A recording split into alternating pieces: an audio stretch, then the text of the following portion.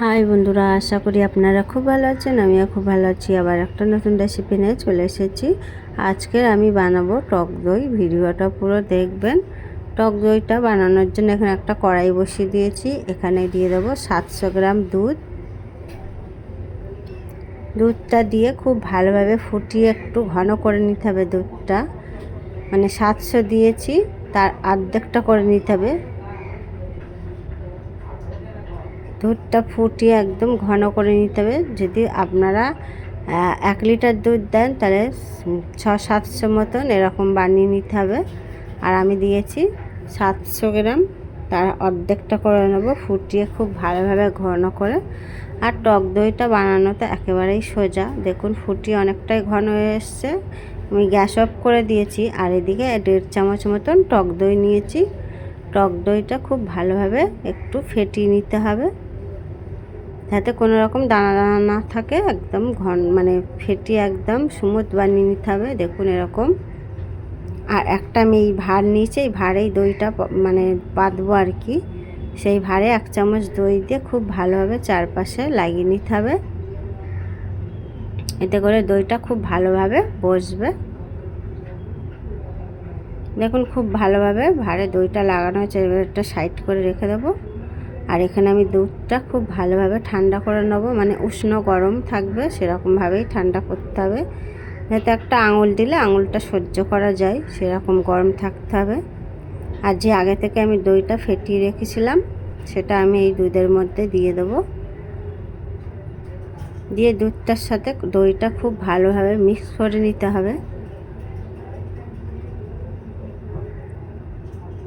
খুব ভালোভাবে মিক্স করে নিয়েছি। দেখুন একেবারে দইয়ের মিশ্রণটা রেডি হয়ে গেছে।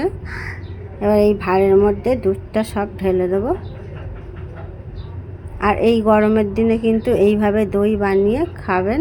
দোকানের দই কিন্তু অনেক রকম ডালটা ফালটা মেশানো থাকে। এইভাবে ঘরে পাতা দই বানিয়ে খান, গরমের দিনে খুবই ভালো লাগবে। আর একটা কড়া বসিয়ে দিয়েছি, ওপরে একটা স্ট্যান্ড দিয়ে দিয়েছি। দিয়ে কড়াটা ঢাকা দিয়ে কিছুক্ষণের জন্য একটু গরম করে নেব। একটু গরম হয়ে গেলে গ্যাস অফ করে দেবো। দিয়ে ঢাকনাটা খুলে আমি দইয়ের ভাতটা বসিয়ে দেবো। এই সময় কিন্তু গ্যাসের ফ্লেমটা একদম অফ করে দিয়েছি, মানে নিভিয়ে দিয়েছি। দিয়ে আবার ঢাকাটা দিয়ে দেবো। আর এখানে একটা ছিদ্র আছে, ছিদ্রটাও আমি ঢাকা দিয়ে দেবো। আর ওপর থেকে আমি একটা কাপড় দিয়ে দেবো।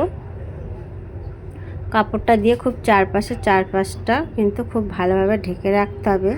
এটা আমি সারা রাতের জন্য রেখে দেবো। সকালবেলা আমি দইটা খুলে আপনাদের দেখাচ্ছি। দেখুন খুব ভালোভাবে কিন্তু দইটা বসে গেছে, দেখেছেন? খুব ভালোভাবে দইটা বসে গেছে। এবার আমি এটা ফ্রিজে একটা প্লেট চাপা দিয়ে ফ্রিজে 1 ঘন্টার জন্য রেখে দেবো। 1 ঘন্টা পরে আপনাদের দেখাচ্ছি। দেখুন দইটা কিন্তু একেবারে রেডি হয়ে গেছে। এই গরমের দিনে যদি ভাতের পাতে এরকম টক দই হয়, খেতে কিন্তু দারুণ হয়। আর দইটাও দেখুন কেটে দেখাচ্ছি কতটা সুন্দর হয়েছে। একেবারে দইটা দারুণ হয়েছে। এইভাবে বানিয়ে খান, আশা করি আপনাদের ভালো লাগবে। কতটা টাইট হয়েছে দেখুন। আশা করছি আমার রেসিপিটা আপনাদের ভালো লেগেছে। ভালো যদি লাগে লাইক, কমেন্ট, শেয়ার আর সাবস্ক্রাইব করে বেল আইকনটি প্রেস করে সবার আগে নতুন নতুন ভিডিও দেখার জন্য।